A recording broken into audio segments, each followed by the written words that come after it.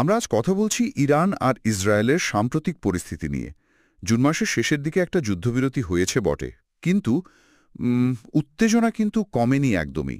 হ্যাঁ, পরিস্থিতি বেশ থমথমে। আমরা কিছু তথ্য বিশ্লেষণ করছিলাম, বিশেষ করে ইরান ইসরায়েল পরিস্থিতি, যুদ্ধবিরতি ও প্রভাব, এই রিপোর্টটা। ঠিক। আমাদের লক্ষ্য হলো এই জটিল অবস্থাটা একটু বোঝার চেষ্টা করা। কি ধরনের সামরিক পদক্ষেপ নেওয়া হয়েছে, মানবিক ক্ষতি কেমন, আর আন্তর্জাতিক মহল কি ভাবছে।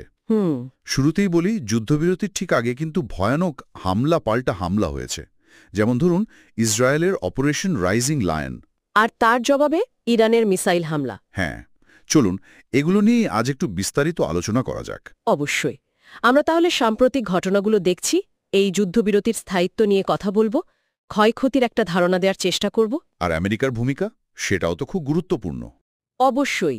আমেরিকার ভূমিকা, ইরানের ভেতরে